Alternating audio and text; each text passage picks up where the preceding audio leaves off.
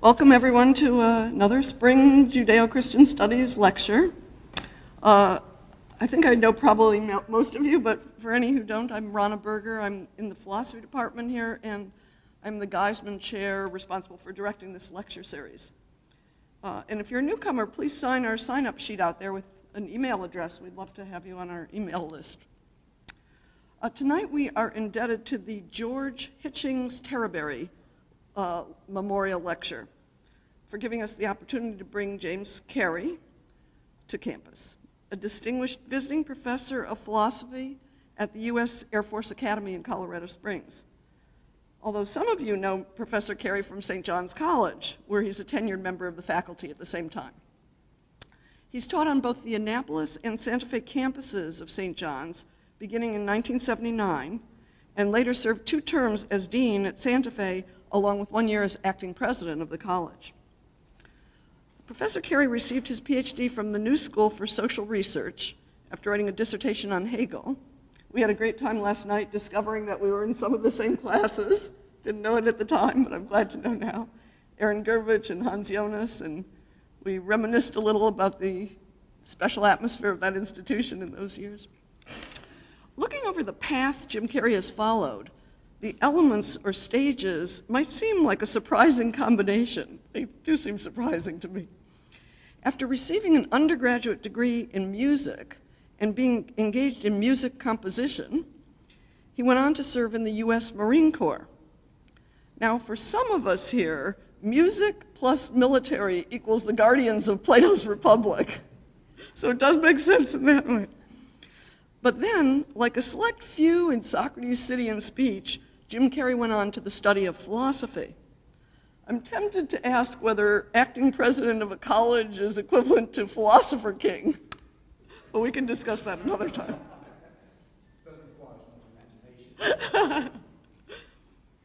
In recent years, Professor Carey has been writing and speaking on Kant and Hegel, but also on Anselm and Aquinas, and he has completed a book on natural reason and natural law in Aquinas.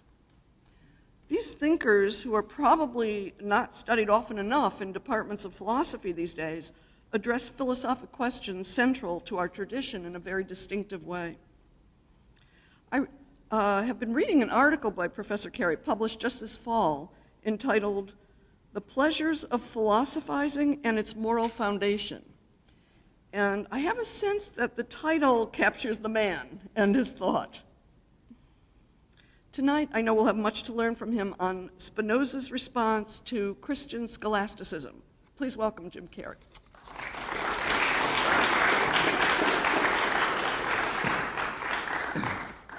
It's an honor to be here. Thank you very much for your introductory remarks. Set this down here.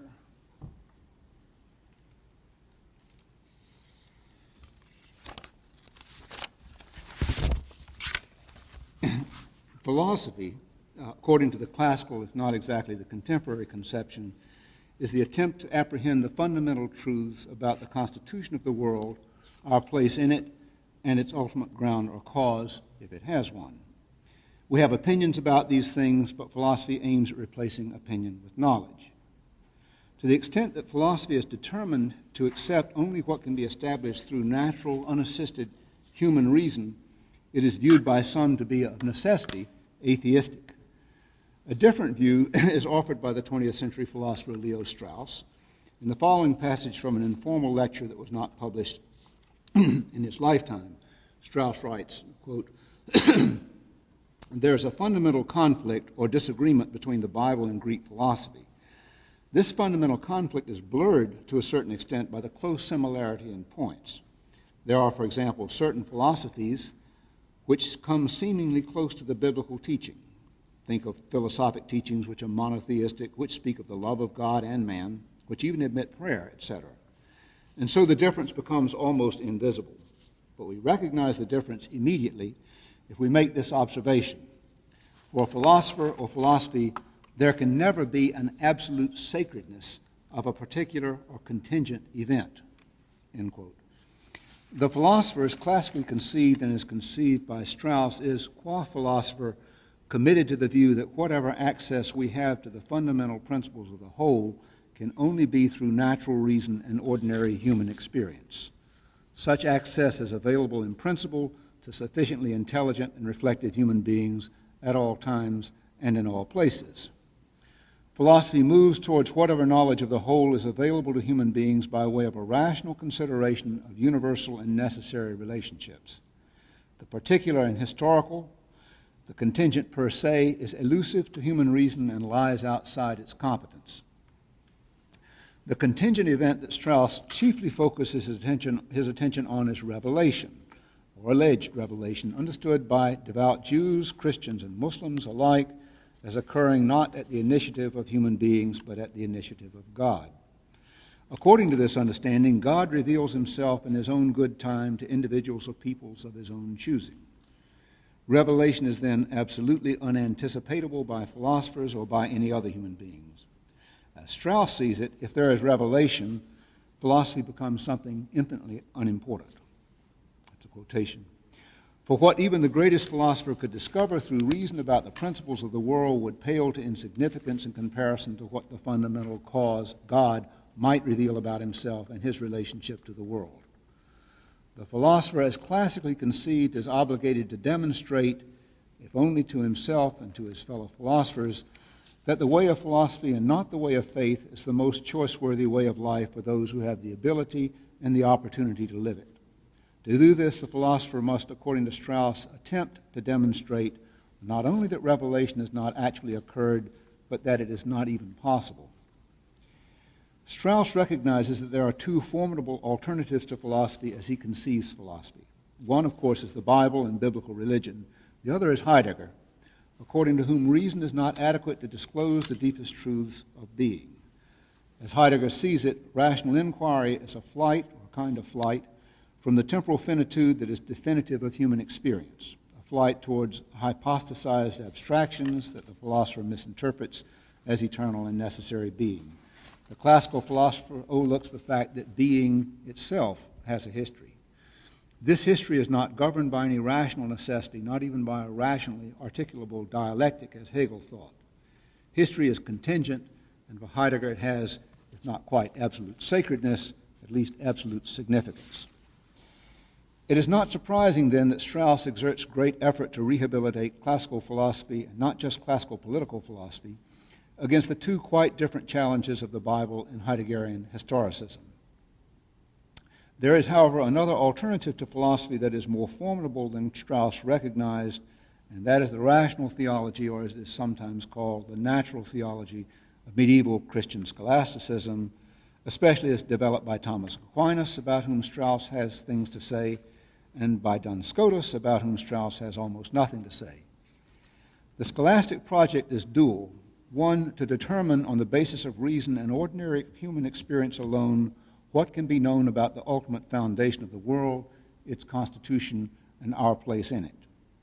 And two, to defend what is understood to have been revealed and can be accepted only through faith from the charge of incoherence or inconsistency. In the first part of this project, which is my only concern here, the great Christian scholastics, building on arguments advanced earlier by Muslim philosophers and theologians, develop impressive arguments to the effect that the world, whether understood as having been brought into being at some finite point in the past or to be of eternal duration, owes its existence, and not just its motion, as Aristotle argues, at every moment of its existence to a cause, a first cause that sustains it in being. Moreover, and this is crucial, the great Christian scholastics think that they can demonstrate that this first cause, God, freely sustains the world in being. God is not necessitated to do this even by the necessity of his own nature, as Avicenna had argued, and needless to say, he is not necessitated to do this out of any external necessity either. Consequently, though we can know that God exists and that he is the cause of the world, so the scholastics argue, we cannot know him through natural reason as he is in himself. For us to have any access to God as he is essentially, the scholastics argue we need revelation. The existence of the world, then, is contingent, and so is God's disclosure to us of what he is in himself and essentially. If God freely creates the world, if he does not need to do so, then creation does not pertain to his very essence, nor does revelation. Hence, it is impossible to ascend by unassisted reason to knowledge of the essence of God. Christian scholasticism is then an adversary as formidable to Strauss's project of rehabilitating classical philosophy as are the Bible and Heideggerian historicism. In fact, it is more formidable, for the scholastics do not simply assert the absolute significance of a contingent event, they argue for the absolute significance of a contingent event on the basis of reason and ordinary experience, on the basis of what is accessible to man as man, that is, on the very basis that the philosophers argue against the absolute significance of a contingent event.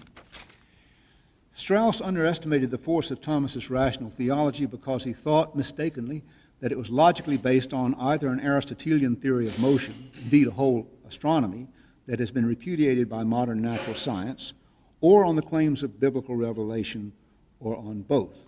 In fact, it presupposes neither of these things. Strauss was probably misled by Thomas's presentation of the 5 ways to prove the existence of God in the Summa Theologiae.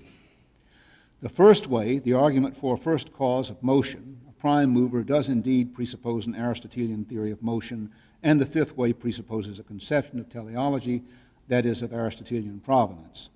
But the 2nd, 3rd, and 4th ways are properly metaphysical arguments, and they presuppose nothing about motion or natural teleology. The 2nd way, the argument for a first efficient cause, is, in my opinion, Thomas's best argument for the existence of God, is only one of the 5 ways that I shall reproduce here. Unfortunately, the argument for a first efficient cause, as this argument is presented in the Summa Theologiae, the 2nd way of it, a work that, after all, Thomas says is for the instruction of beginners, is too abbreviated to be persuasive to those who are not already eager to be persuaded. A much stronger version of this 2nd way to prove the existence of God can be found in De Ente et Essentia, an early work. Very briefly, the argument goes as follows. The things that we encounter in the world, and we ourselves as well, are finite. Worldly entities, including the heavenly bodies, even granting for the sake of the argument that the world is eternal, something Thomas thinks cannot be disproven by natural reason, are all finite in the sense that a distinction can be made between what they are, their essence, and that they are, their being. The being of an entity, esse, is not a mere state. It is, according to Thomas, an act. Being is the most fundamental act that an actual is distinct from a merely possible entity engages in. Now, in knowing what a worldly entity is, we do not know that it is. To know that such an entity is, we must, to use a Kantian locution, go outside the concept of the entity, which tells us only what it is, and engage in some empirical inquiry. Consider the following case. We can know, or we can find out, what a white rhinoceros is by reading about them. In doing so, we also find out that this particular species is in danger of extinction, and that's why I picked this example. We cannot be sure tonight whether the last member of this species died off last night. So we can know what a white rhinoceros is without knowing that a white rhinoceros is.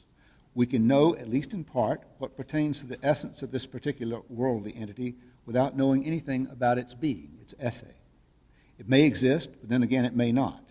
And this fact suffices to demonstrate the soundness of Thomas's distinction between the essentia of this entity and its esse, between its essence and its being. And Thomas thinks that such a distinction holds in the case of every worldly entity. For even in the case of entities that we know exist, whether, say, chairs, pine trees, horses, or stars, there's nothing pertaining to what they are that tells us, much less guarantees, that they are.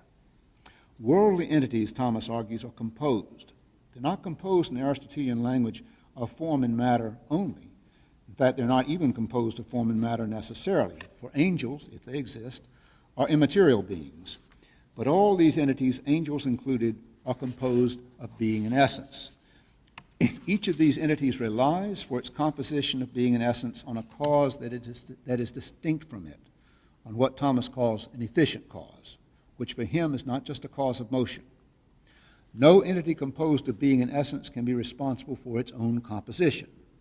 Moreover, Thomas argues, a worldly entity relies on an efficient cause distinct from it not just in its coming into being, but at every moment of its being for as long as it is.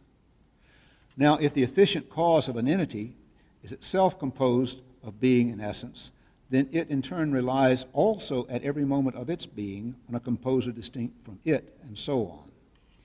And since we're entertaining a series of efficient causes actively at work not backwards in time, but right now in the present, at this very instant, this series cannot be actually infinite. It must terminate in the, so to speak, ascending direction, in a first efficient cause that is not composed but is simple, an efficient cause in which there is no distinction between its essence and its act of being. There can be only one such first efficient cause, a cause in which essence and act of being are identical, for there is no principle of individuation whereby two or more first efficient causes could be distinguished. The first efficient cause is God, unique, uncaused, and hence necessary, not composed but simple, infinite, because the pure subsisting act of being that he is not limited by an essence distinct from it, and, for the same reason, free and omnipotent as well. For these reasons, God is the free creator of the world, not in the sense of bringing it into being as a whole at some finite point in the past, which, to repeat, is a matter that Thomas thinks cannot be decided one way or another by natural reason. God is the free creator of the world right now, in the present, in this very instant. For again, the world owes its entire existence, including its very matter, at every moment of its existence, to the eternal, but nonetheless free will of God and to nothing else. It is exactly in this sense that, as Thomas sees it, the world is demonstrably created ex nihilo. It is not my intention to argue here for the soundness of Thomas's argument for a first efficient cause. There are a number of questions one could ask about it. What is the character of the distinction between being and essence in worldly entities? Is this a real distinction, a formal distinction, or a merely conceptual distinction? Why can't an entity be responsible for its own composition of being and essence? Or, if it can't be, why not say that it owes this composition to temporally antecedent causes rather than to a cause operative in the present and at every moment of its existence? Why does Thomas, or for that matter Aristotle before him, deny an actual infinite series of causes operative at an instant? And even if Thomas has demonstrated the existence of a first cause, why does he think this cause is freely creative rather than necessarily creative, as was held to be the case by Avicenna, to whom Thomas is indebted for his distinction between being and essence? After all, if God is not composed of being and essence, but is that entity in the broad sense of the world whose essence is to be, and who is therefore simple, and as Thomas says, pure subsistent act, how can he be both of necessity and yet also act through free choice? All I can say here is that these are fine questions, that Thomas is fully aware of them, and that he addresses each of them at length. My intention here is only to argue that Thomas's proof for a first efficient cause does not logically presuppose, that is, presuppose as premises, the claims of biblical revelation, but instead lends independent and rational support for those claims, though without actually demonstrating them. And Thomas's proof does not presuppose an ostensibly discredited theory of motion either. It is as compatible with the mathematical physics and cosmology of early modern science, indeed with relativity and quantum mechanics also, as it is with Aristotelian physics. Since it borrows nothing from physics of any sort, it cannot be refuted by appeal to physics of any sort. It is a purely metaphysical argument, working as it does with the concepts of being and essence, about which natural science as such, whether ancient or modern, can say nothing definitive one way or the other. Independence from both the claims of natural science and the claims of revelation characterizes the rational theology of Duns Scotus and the rational theology of lesser but still impressive thinkers working in the scholastic tradition, just as it characterizes that of Thomas Aquinas. If one is going to argue against the rational theology of the scholastics, rather than just ignore it or laugh at it, one cannot do so at the level of physics or even at the level of classical political philosophy's critique of the moral presuppositions of belief and revelation. Instead, one must take issue with Christian scholasticism at the level of metaphysics. There are two grand responses to scholasticism. According to the first response, there is, just as the scholastics taught, a necessary being, but it is the world itself, and it does not depend on another being. This is the response of Spinoza, and some, but not all, features of his response reappear in later philosophers, especially Hegel, who plainly asserted, quote, "You're either a Spinozist or not a philosopher at all," end quote. According to the second response, the world is not necessary, but contingent, also as the scholastics, unlike Spinoza, taught. But then, as Spinoza, unlike the scholastics, taught, it does not depend on another being. The world rests or trembles over an abyss of nothingness. This is the response of Heidegger. I restrict myself here to consideration of Spinoza's response. In his Ethics Demonstrated According to the Geometric Order, Spinoza advances a metaphysics of thoroughgoing necessitarianism in which he attempts to demonstrate the impossibility of the absolute significance of a contingent event, to say nothing of absolute sacredness. More precisely, Spinoza attempts to demonstrate the impossibility of a contingent event, period. This attempted demonstration is essential to Spinoza's broader attempt to validate the claim of philosophy to be a way of life demonstrably superior to the life of faith. Spinoza sees, then, that one must take issue with Christian scholasticism at the level of metaphysics. And so, even if only in this respect, Spinoza sees further than Strauss. For Strauss seems to accept Maimonides' explicit teaching that God's free creation of the world, even when construed as creation way back in time, cannot be definitively refuted. But if it cannot be refuted, then that God has free choice is a claim that also cannot be refuted. And if it is possible that God has free choice, then it is possible that he could freely create an entity in his image, hence possessing free choice as well, to whom he could freely reveal himself. Unless the Christian scholastics can be refuted on the plane of metaphysics, any attempt, natural, scientific, political, theological, or otherwise, to demonstrate the impossibility of revelation or even cast serious doubt on this possibility is going to fail. Now, as Richard Kennington has shown, Spinoza distinguishes in the Ethics between two methods of reasoning, the analytic and the synthetic. The analytic method is essentially a method of discovery whereby one ascends from experience to the ultimate principles of the whole, from what Aristotle called the first for us to what he called the first in itself. The synthetic method, by contrast, is a method of deduction whereby, given certain premises, one, so to speak, descends to what can be logically deduced from them. Now, Kennington points out that according to Spinoza himself, the analytic method is superior to the synthetic. For a philosophical argument that proceeds exclusively according to the synthetic method is incapable of justifying its starting points.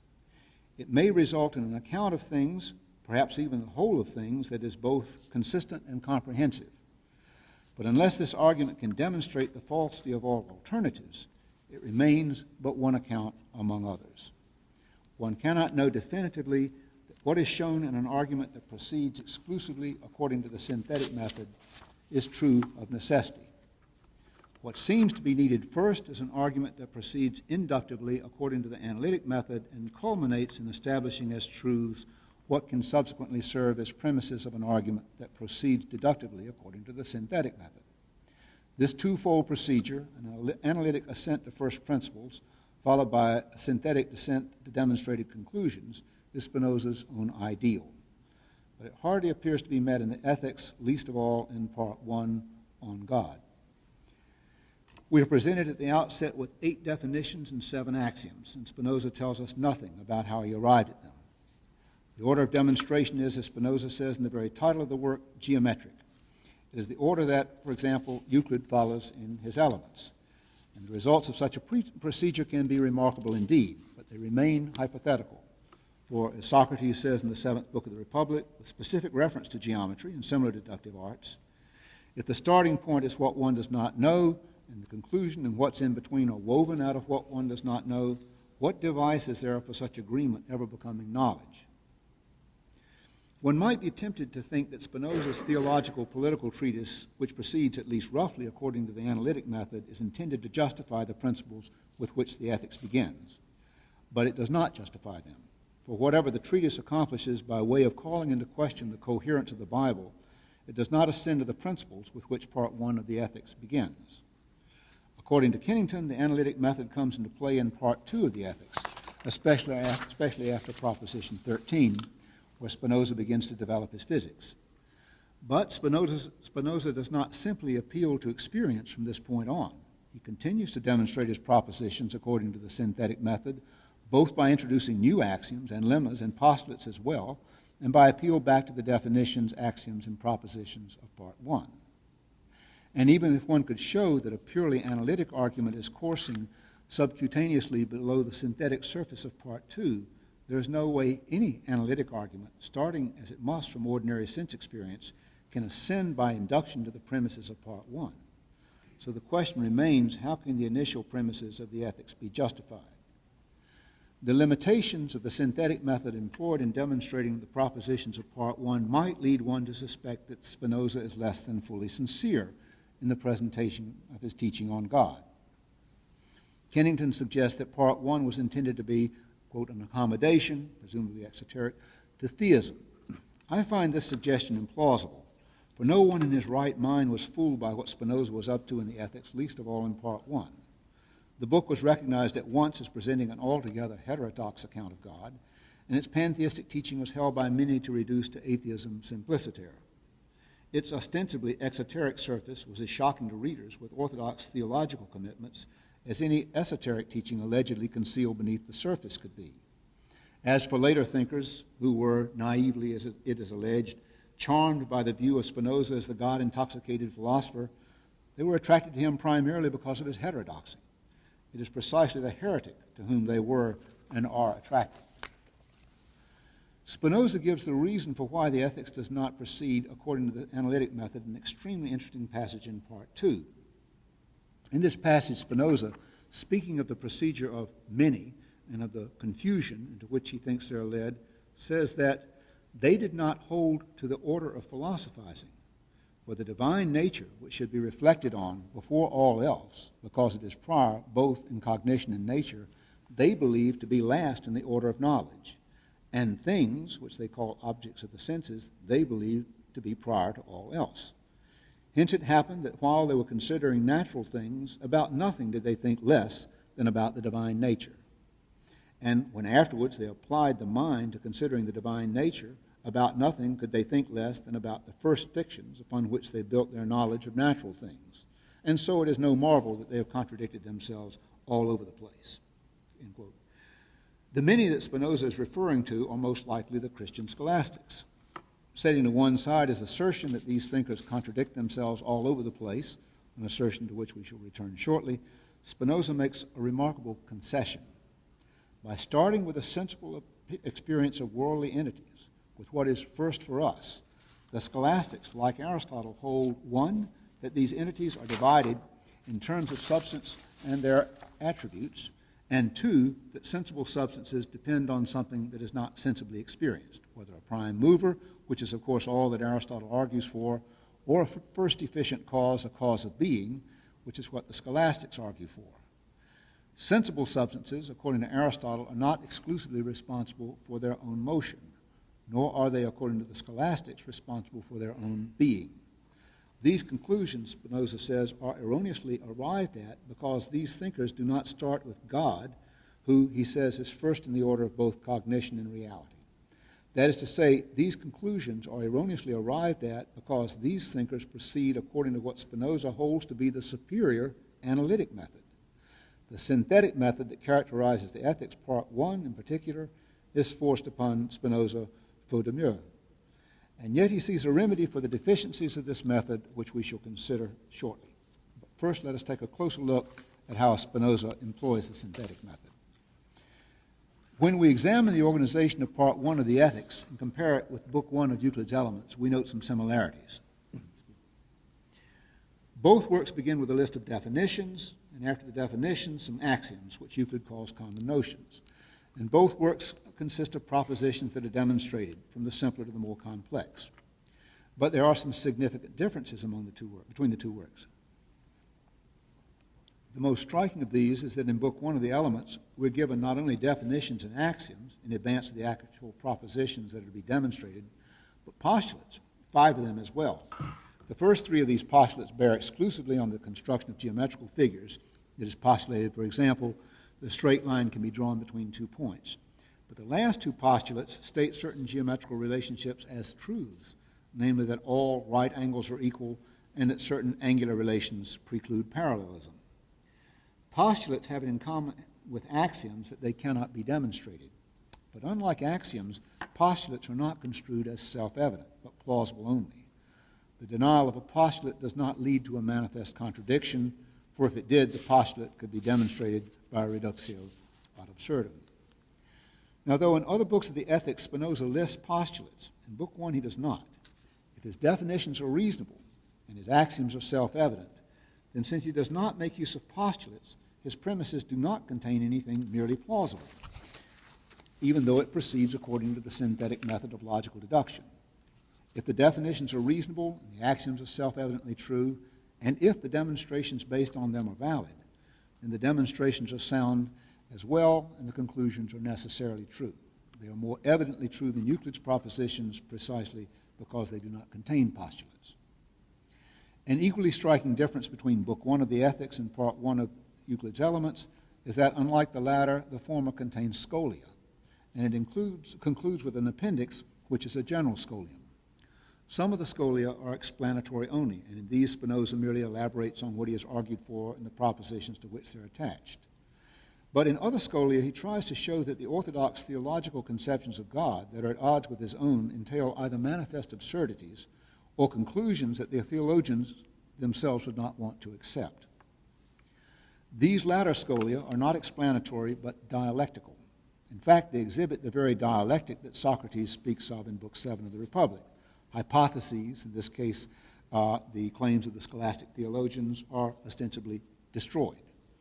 This destruction, assuming it eliminates all views of God except for Spinoza's own, constitutes a dialectical assent to the proper understanding of God.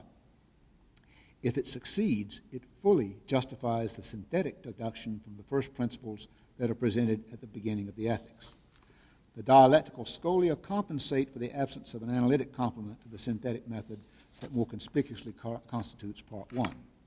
Hence, they serve as a confirmation of the claims that he makes in the synthetic propositions themselves.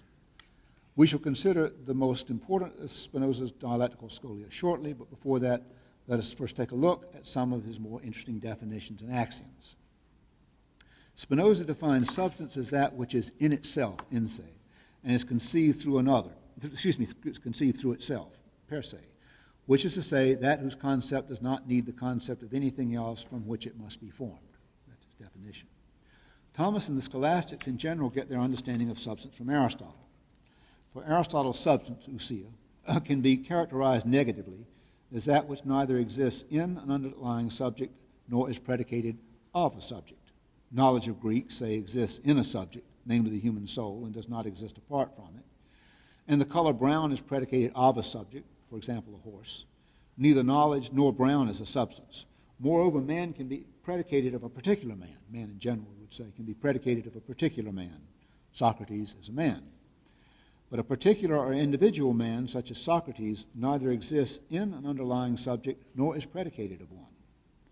Aristotle says that such things as individual men and horses are primary substances, and that man and horse, predicated of individuals, are secondary substances. Substance is the preeminent instance of being, and everything else that can be said to be, such as quantities, qualities, relationships, and the like, are said with reference to substance. Because it is the premier instance of being, substance is not bound up with not being, either in its past or in its future. There's obviously a problem for Aristotle here, and the attempt at a solution of it, in my opinion, is what drives the metaphysics. What Aristotle in the categories calls secondary substances are eternal, in the sense that they do not come to be and pass away. The species horse does not share the temporal fate of individual horses. And yet, as we noted, secondary substances are predicated of something else. They're predicated of what he calls primary substances, namely non-eternal, moving, and in the sublunar sphere, perishable individuals. Primary substances are not predicated of anything else, and to that extent they are more fully than secondary substances. And yet, because primary substances, at least the ones we meet with in our sensory experience of the world, are not eternal, they are less fully than secondary substances. The problem Aristotle sets for himself in the metaphysics is first to explore the possibility of substances that are both individual and eternal, and thereby are without qualification, and then to consider the empirical evidence, which turns out to be astronomical only, for the actual existence of such beings. Now, the expression in itself that Spinoza uses to define substance is used by the scholastics before him. For them, it means broadly according to what something is essentially. Something can be, according to what it is essentially, not only a substance, but an accident as well. An accident is in se, an accident of a substance. A substance, on the other hand, cannot be in se an accident of something else. Spinoza uses the expression in se more narrowly. Only for him, only a substance can be in se. Thomas Aquinas would take issue with Spinoza's defining substance as that whose concept does not need the concept of another thing from which it must be formed. Thomas would say that the concept of a finite substance, say the concept of man as a rational animal, is not formed from the concept of God. Thomas would add at once, to be sure, that one cannot adequately understand any creature, including man, for what it is without understanding it as created. A creature cannot then be adequately understood without reference to its creator. A creature is essentially dependent. God, on the other hand, because he relates himself freely to creatures, that is, because he does not need to create in order to be, is not essentially a creator. He is essentially independent. For though the creature depends on God, he is not in God either as an accident or as a modification or as a part of God, nor is a creature a predicate of God.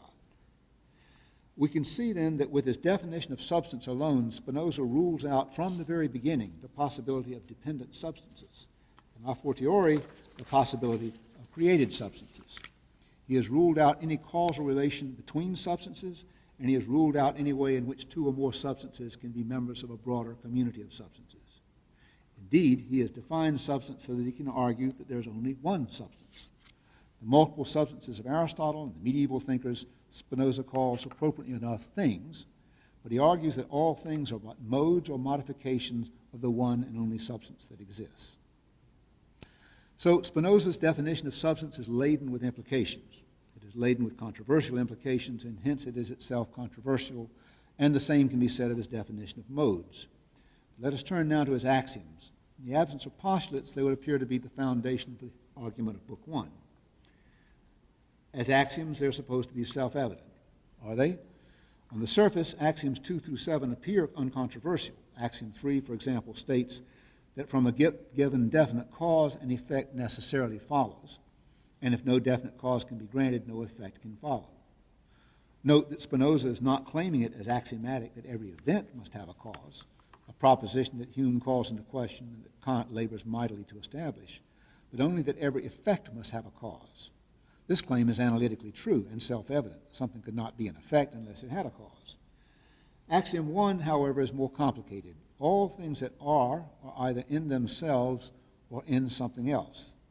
The scholastics would say that there's an equivocation in this either-or. Again, man, like any other individual substance, is in himself in the sense that his concept is not formed from the concept of another individual substance. But man is not in himself in the sense that he could be without relying on anything else for his being. That privilege belongs to God alone, the scholastics would say. Spinoza defines God as a being absolutely infinite, that is, a substance containing infinite attributes, each of which expresses eternal and infinite essence. There is, Spinoza argues, only one possible substance, and this he calls God. Reasons I gave earlier, and for other reasons I shall give shortly, I do not think that Spinoza's identification of the sole substance that exists as God is an exoteric accommodation. I think he intends this identification quite seriously, and that it is essential to his argument against the scholastics.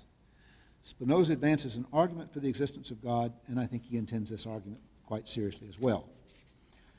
Spinoza's argument, actually there are four I think one could identify. I'm going to concentrate on what appears to be the second of these. Spinoza's argument for the existence of God builds on an implication of Anselm's so-called ontological argument. According to Spinoza, there must be a reason not only for why something that exists does exist, there must also be a reason for why something that does not exist does not exist. This premise is not just a commitment to what gets called rationalism. It is a commitment to philosophy, which is determined to give an account to the extent possible for why things are and why they are one way rather than another.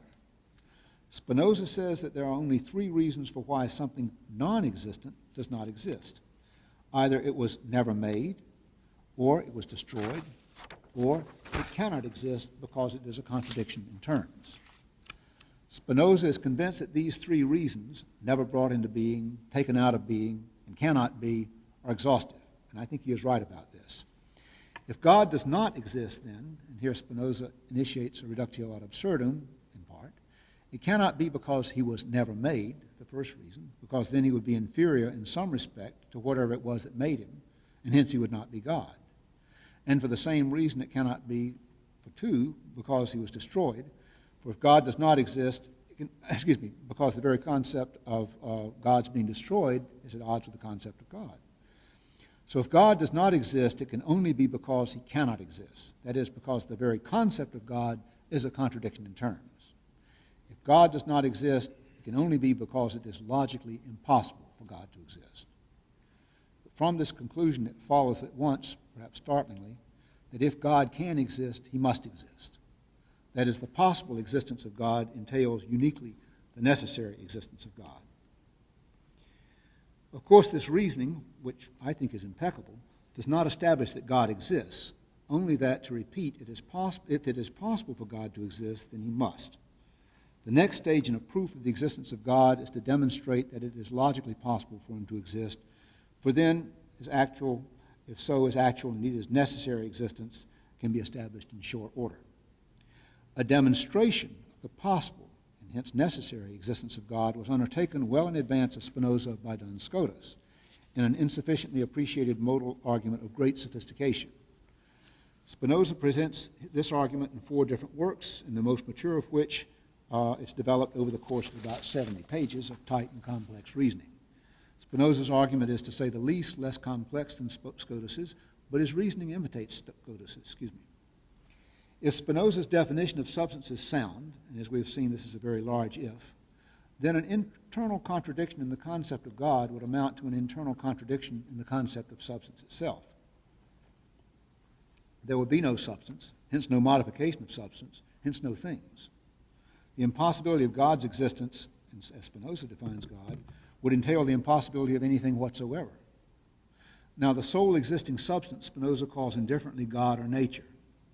So if Spinoza's identification of God with nature is sound, and that too is a very large if, then Spinoza can argue that since nature does exist, it is a fortiori possible for nature to exist. For as Scotus had ingeniously argued, one can always validly infer from the actual existence of something to its possible existence. But then in the case of God or nature, again they're the same for Spinoza, possible existence entails necessary existence.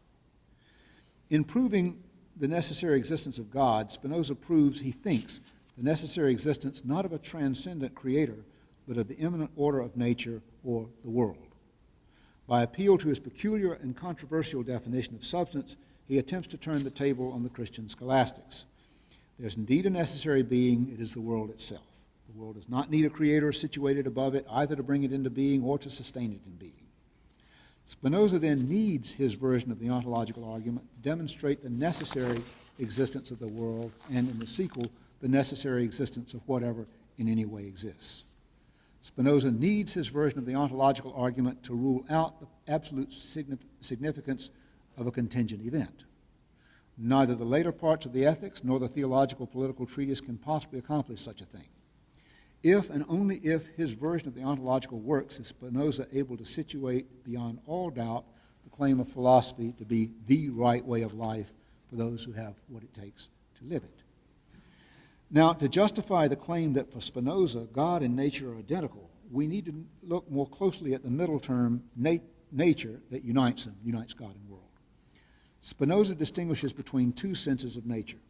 There is nature as productive, which he calls natura naturans, literally nature naturing, and there's nature as produced, what he calls natura naturata, literally nature natured.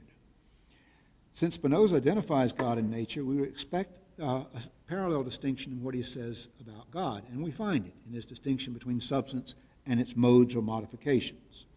All the particular things in the world, along with their particular properties and relationships, are in the last analysis modes and modifications of the one substance that is God. God or nature is the totality of what is, governing and governed not ultimately from above, but solely from within. God is immanent, in no sense does he transcend the world. Moreover, Spinoza argues, God is free in one sense, but unfree in another sense. He is free in the sense that he is independent. He depends on nothing outside himself, for there is nothing outside him. He alone is in himself. Everything else is in him. But God is not free in the sense that he can do one thing rather than another.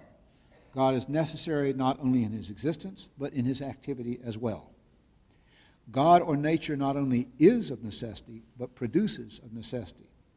Natura naturans produces of necessity, and natura naturata is produced down to its smallest details of necessity as well. And of course, everything that happens is determined. Spinoza argues that between the necessary and the impossible, there is no third.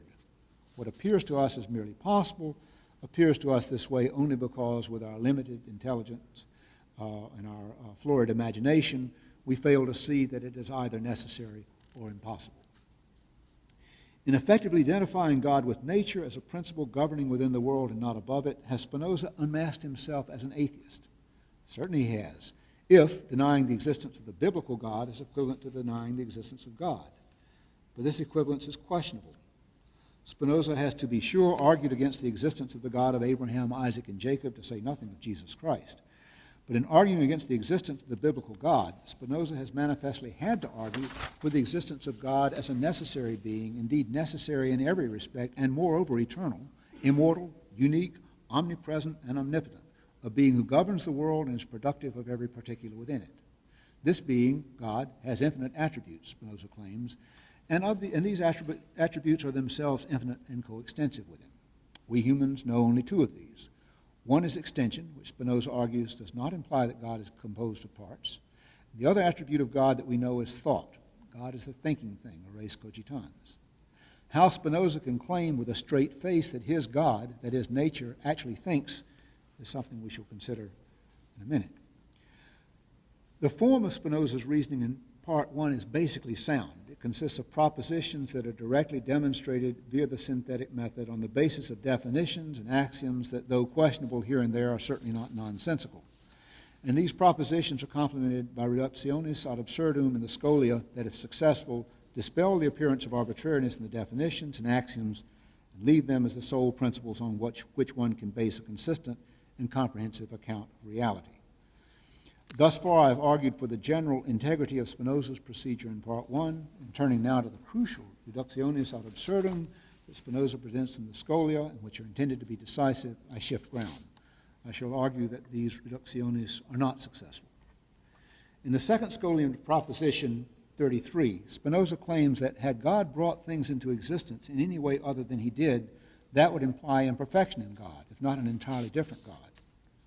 The reason people think otherwise, and here Spinoza has the scholastic theologians clearly in mind, is that they endow God with absolute will or free choice. But such an attribute, Spinoza says, is at odds with God's eternity, which the scholastics also insist on. Freedom of choice implies changeability. To this criticism, the scholastic theologian would reply that God has freely willed from all eternity that the world have this character rather than another, but he could instead have also willed, and also for all eternity, that the world not exist at all, or that it exist otherwise than as it actually exists. The eternity of God's will with respect to the world does not deprive his will of freedom, nor does freedom imply any change in his will, for God is the creator of the world, and hence outside the world does not will first one thing and then another. There's no tension between the freedom of God's will and its immutability. But, Spinoza continues, had God willed, even or especially from all eternity, otherwise than he has willed, he would have had a different essence, given the theological claim that intellect, will, and essence are identical. There are several scholastic responses to this criticism. I limit myself to Scotus's, since I find it the most compelling. The divine intellect, will, and essence are indeed really identical. The real identity of two or more attributes, however, means that they cannot exist in separation from each other. But in spite of a real identity, in that sense, holding between the divine intellect, will, and essence, there is nonetheless a formal distinction between them. God's intellect and will are both infinite or greater than any measure that can be assigned. It is this infinitude that keeps them, so to speak, from being able to exist apart from each other. And yet God's intellect and will are formally distinct inasmuch as he does not will everything that he understands. Scotus would, by the way, I note in passing that this conception, Scotus's conception of a formal distinction with a real identity has been invoked recently in an article to account for Spinoza's own understanding of the relationship between the one simple substance and its multiple attributes, as well as for the relationship between the multiple attributes themselves. Now, Scotus would say that Spinoza equivocates on the word will, There's will in the general sense of appetite of reason for the good, to rest in it when it is possessed and to seek it when it is not possessed. Free will or free choice is a particular exercise of the will. Scotus argues that it pertains to the perfection of the will, that it necessarily will a good that is above it or on a par with it. In the case of God, there is nothing above him for him to will necessarily, but he does will his own goodness, which is on a par with him necessarily. He does not have free choice in this matter. On the other hand, Scotus argues it pertains equally to the perfection of the will, that it will contingently what is beneath it. Hence, God wills contingently or freely the existence of the world and the way it exists. And Thomas Aquinas says much the same thing. Spinoza, these thinkers would say, has not shown that assigning free choice to God entails an absurdity. Now, though Spinoza rejects the view that God has free choice, he says that he prefers even the extreme voluntarism of those who say that God's will is in no way illuminated by his intellect to the view that God acts for a purpose. For those who make the latter claim, according to Spinoza, make God subject to something beyond him. In the appendix to Book 1, Spinoza speaks of certain, quote, prejudices that remain and can impede men from embracing the account of things that he has explicated. All such prejudices depend on this one thing, he says, namely that men commonly suppose natural things to act for an end as they themselves do. End quote. Spinoza says he will show, 1, how men came to have this notion, 2, that it is false, and 3, how it has given rise to prejudices, good and bad. I shall consider only Spinoza's attempt to show that the view that there are final causes is false. Those who hold that there are final causes, Spinoza argues, get things backwards. They turn what is really an effect, that is the result of a causal sequence, into a cause, and vice versa. They turn what is really a cause, that is an event occurring early in the causal sequence, into an effect ostensibly produced by an aimed at and later occurring result. But, the scholastics would respond, this argument of Spinoza's simply begs the question. It does no more than baldly deny that a goal aimed at, and indeed achieved only in the future, can motivate and thereby cause a present action, or contribute to causing a present action. Spinoza probably realizes that his general argument against final causes begs the question, and so he turns to the specific claim that God acts for a future goal. That effect is most excellent, he says, which is produced immediately by God. Later effects, because they presuppose intermediate causes, are less excellent. And yet, if what is immediately made by God is made for the sake of what comes later, that is, for the sake of a future end, then the latter and not the former is more excellent. The scholastics would respond that this reductio ad absurdum is compromised by its initial premise. It need not be the case that what God immediately makes is most excellent of all. God, in making man, even in making him immediately, endows him with a purpose that he can, through free choice, contribute to realizing in cooperation with God's commands. There's no need that man, as immediately made by God, made, say, in a state of childlike innocence, be more excellent than what he can become. Spinoza justifies this questionable premise that what is immediately made by God is more excellent than what comes later on and presupposes intermediate causes by appeal to earlier propositions in Part 1. But those propositions were, of course, argued for via the synthetic method, and like all propositions proper in the ethics, share in the ultimately hypothetical character of its initial premises. And we can assume that Spinoza recognizes this, for he at once launches yet a further argument. If God creates for a final cause, Spinoza said, it must be because he desires something that he lacks. If he desires something that he lacks, then he is imperfect. Quote, although the theologians and metaphysicians distinguish between an end goal of need and an end goal of assimilation, they declare nevertheless that God made all things for the sake of himself, not for the sake of creation. Unquote. The scholastics would say that Spinoza is equivocating here as well. On their view, God made things for himself, specifically man and the world, which is the home of man, only in the sense that man finds the telos of his existence in fully knowing and loving God. This telos is not reached in this life, but movement toward it is possible in this life. And it is in such movement that human life, they think, is lived most perfectly. It is not the case, the scholastics would argue against Spinoza, that God made the world for him in the sense that he needed it. The love that motivated creation was not eros or dynamic emptiness on God's part or anything like that, but agape or superabundant fullness. God, the scholastics say, is his own end, and his end is attained, more precisely preserved, equally by freely creating or by freely not creating. The only difference is that in creating, beings that he does not need, human beings in particular, come to participate in his goodness.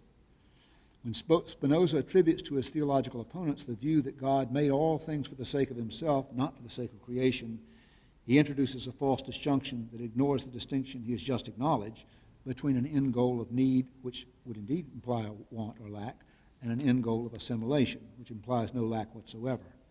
In creating through love, properly understood, God, who is his own end, draws creatures whom he in no way needs to himself as their end as well.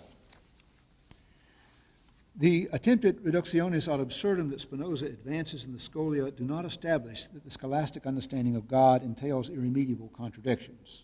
Spinoza's ethics is at best an alternative to the rational theology of the scholastics. I say at best because it gives rise to claims that are counterintuitive or to problems that, I submit, Spinoza cannot solve.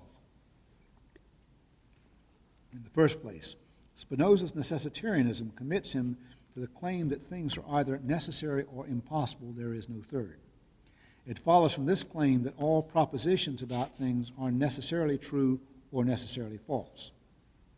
That there are, say, horses in the state of Louisiana today is as necessary a proposition as the proposition that horses are animals. It is indeed as necessary a proposition as any law of logic. This world, down to its smallest details, is for Spinoza the only possible world. What was thought by the scholastics to hold uniquely of God, namely that his possible existence entails his necessary existence, holds for Spinoza of everything. It is only our ignorance of the pervasive necessities operative in the world that leads us to think falsely that things could be other than as they are, or that a world other than this world could have been instead of this world. However counterintuitive the claim that the sphere of the possible is no larger than, but simply coincides with the sphere of the necessary, Spinoza has to argue for it. For if other worlds were even logically possible, then the question of why this world is the actual one is reasonably met with the scholastic response, God freely willed this world to be the actual one rather than any of the other possible worlds.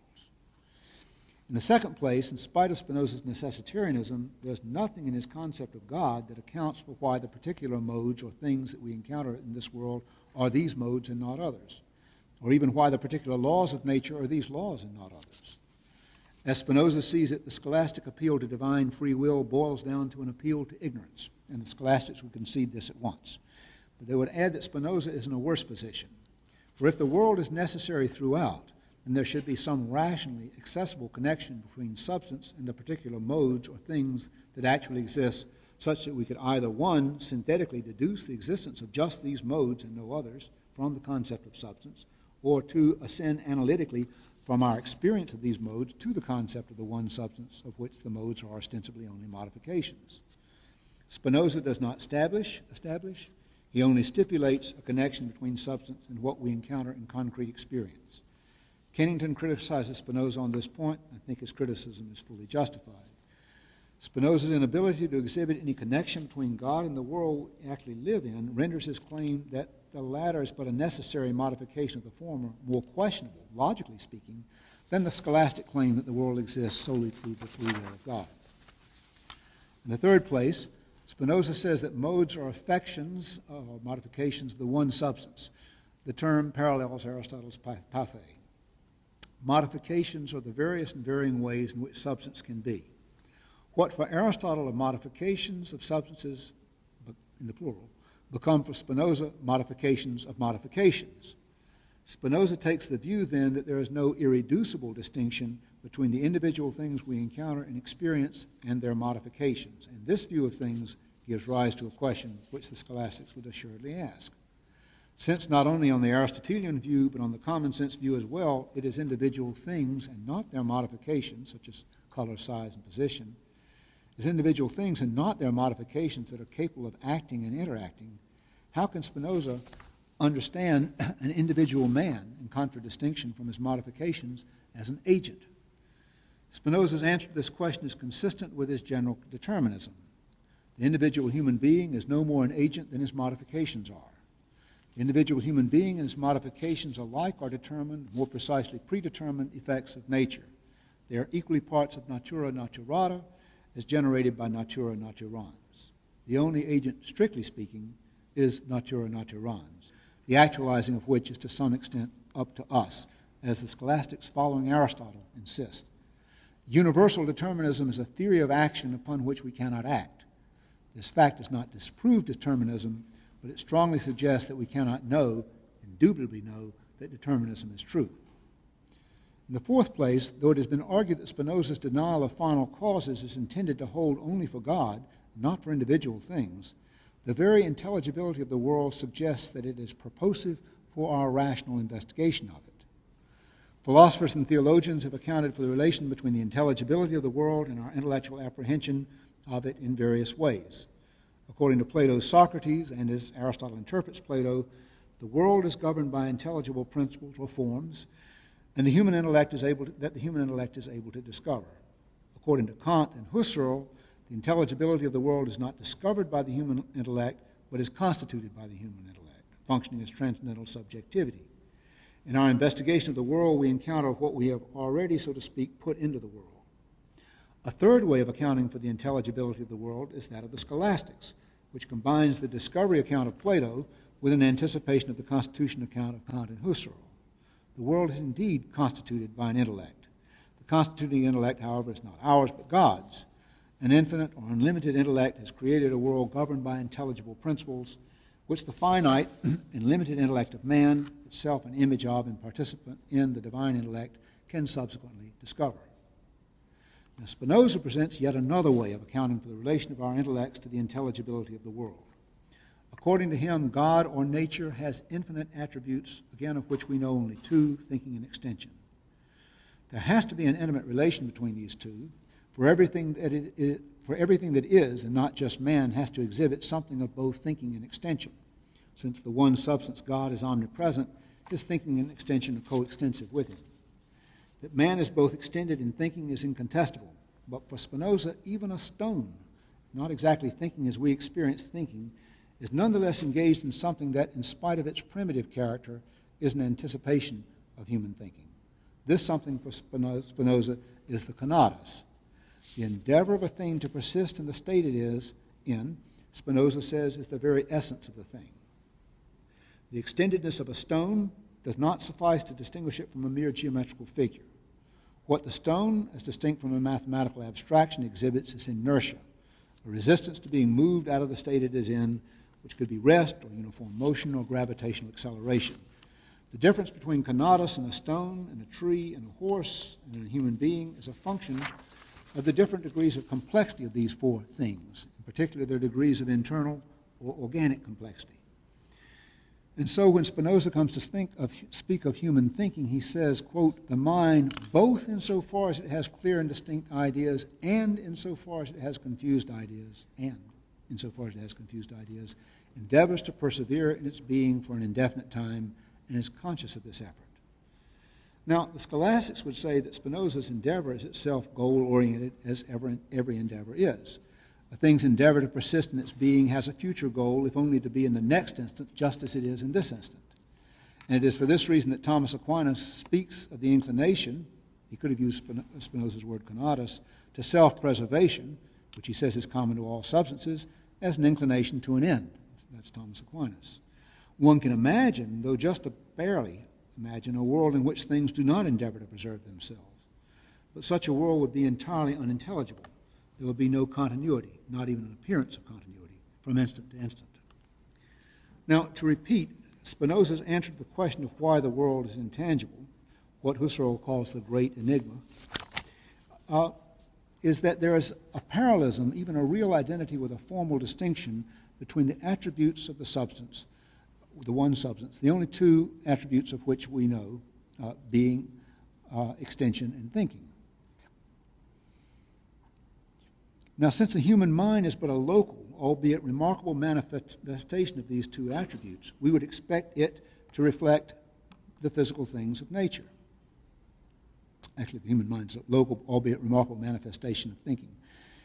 Spinoza makes strong claims for this, reflecting the way in which the extension and thinking reflect each other in Part 2.